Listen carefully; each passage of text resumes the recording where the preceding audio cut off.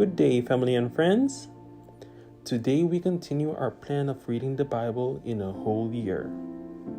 Today's portion of Bible reading is Psalm 76, the majesty of God in judgment. In Judah, God is known. His name is great in Israel. In Salem also in his tabernacle, in his dwelling place in Zion. There he broke the arrows of the bow, the shield and the sword of battle. You are more glorious and excellent than the mountains of prey. The stout-hearted were plundered. They have sunk into their sleep, and none of the mighty men have found the use of their hands. At your rebuke, O God of Jacob, both the chariot and horse were cast into a dead sleep. You yourself are to be feared. And who may stand in your presence when once you are angry? You caused a judgment to be heard from heaven. The earth feared and was still, when God arose to judgment to deliver all the oppressed of the earth. Surely the wrath of man shall praise you. With the reminder of wrath you shall gird yourself. Make vows to the Lord your God and pay them. Let all who are around him bring presents to him who ought to be feared. He shall cut off the spirit of princes. He is awesome to the kings of the earth. Psalm 76, the consoling memory of God's redemptive works. I cried out to God with my voice, to God with my voice, and he gave ear to me. In the day of my trouble I sought the Lord. My hand was stretched out in the night without ceasing. My soul refused to be comforted. I remembered God and was troubled. I complained, and my spirit was overwhelmed. You hold my eyelids open. I am so troubled that I cannot speak. I have considered the days of old, the years of ancient times. I call to remembrance my song in the night. I meditate within my heart. And my spirit makes diligent search. Will the Lord cast off forever? And will he be faithful no more? Has his mercy ceased forever? Has his promise failed forevermore? Has God forgotten to be gracious? Has he in anger shut up his tender mercies? And I said, this is my anguish, but I will remember the years of the right hand of the Most High. I will remember the works of the Lord. Surely I will remember your wonders of old. I will also meditate on all your work and talk of your deeds. Your way, O God, is in the sanctuary. Who is so great a God as our God? You are the God who does wonders. You have declared your strength among the peoples. You have with your arm redeemed your people, the sons of Jacob and Joseph. The waters saw you, O God. The waters saw you. They were afraid. The depths also trembled. The clouds pour out water. The skies sent out a sound. Your arrows also flashed about. The voice of your thunder was in the whirlwind. The lightnings lit up the world. The earth trembled and shook. Your way was in the sea, your path in the great waters, and your footsteps were not known. You led your people like a flock by the hands of Moses and Aaron. Psalm 76, God's kindness to rebellious Israel. Give ear, O my people, to my law. Incline your ears to the words of my mouth. I will open my mouth in a parable. I will utter dark sayings of old, which we have heard and known, and our fathers have told us. We will not hide them from their children, telling to the generation to come the praises of the Lord, and his strength and his wonderful works that he has done. For he established a testimony in Jacob, and appointed a law in Israel, which he commanded our fathers, that they should make them known to their children, that the generation to come might know them, the children who would be born, that they may arise and declare them to their children, that they may set their hope in God, and not forget the works of God, but keep his commandments, and may not be like their fathers, a stubborn and rebellious generation, a generation that did not set its heart aright, and whose spirit was not faithful to God. The children of Ephraim, being armed and carrying bows, turned back in the day of battle. They did not keep the covenant of God. They refused to walk in his law, and forgot his works, and his wonders that he had shown them. Marvelous things he did in the sight of their fathers, in the land of Egypt, in the field of Zoan. He divided the sea and caused them to pass through, and he made the waters stand up like a heap.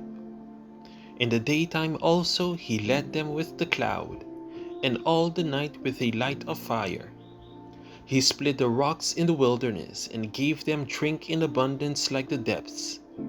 He also brought streams out of the rock, and caused waters to run down like rivers. But they sinned even more against him, by rebelling against the Most High in the wilderness. And they tested God in their heart by asking for the food of their fancy. Yes, they spoke against God. They said, "Can God prepare a table in the wilderness?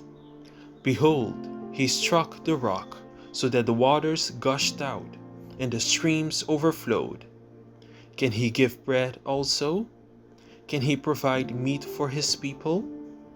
Therefore the Lord heard this and was furious. So a fire was kindled against Jacob, and anger also came up against Israel, because they did not believe in God, and did not trust in his salvation. Yet he had commanded the clouds above, and opened the doors of heaven, had rained down manna on them to eat, and given them of the bread of heaven. Man ate angels' food. He sent them food to the full. He caused an east wind to blow in the heavens, and by his power he brought in the south wind.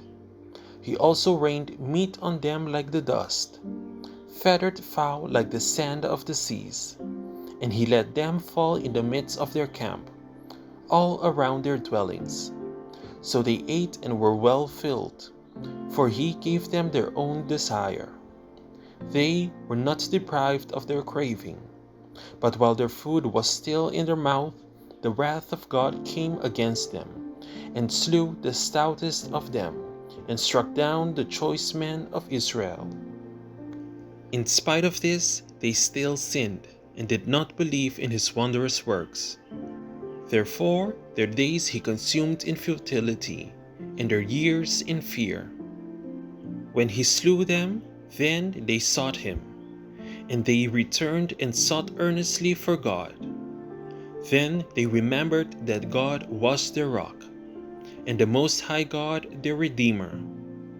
Nevertheless, they flattered him with their mouth, and they lied to him with their tongue. For their heart was not steadfast with him, nor were they faithful in his covenant. But he, being full of compassion, forgave their iniquity, and did not destroy them. Yes, many a time he turned his anger away, and did not stir up all his wrath. For he remembered that they were but flesh, a breath that passes away and does not come again. How often they provoked him in the wilderness, and grieved him in the desert. Yes, again and again they tempted God, and limited the Holy One of Israel. They did not remember his power, the day when he redeemed them from the enemy, when he worked his signs in Egypt, and his wonders in the field of Zoan, turned the rivers into blood, and their streams that they could not drink. He sent swarms of flies among them, which devoured them, and frogs which destroyed them. He also gave their crops to the caterpillar, and their labor to the locust. He destroyed their vines with hail, and their sycamore trees with frost. He also gave up their cattle to the hail, and their flocks to the fiery lightning.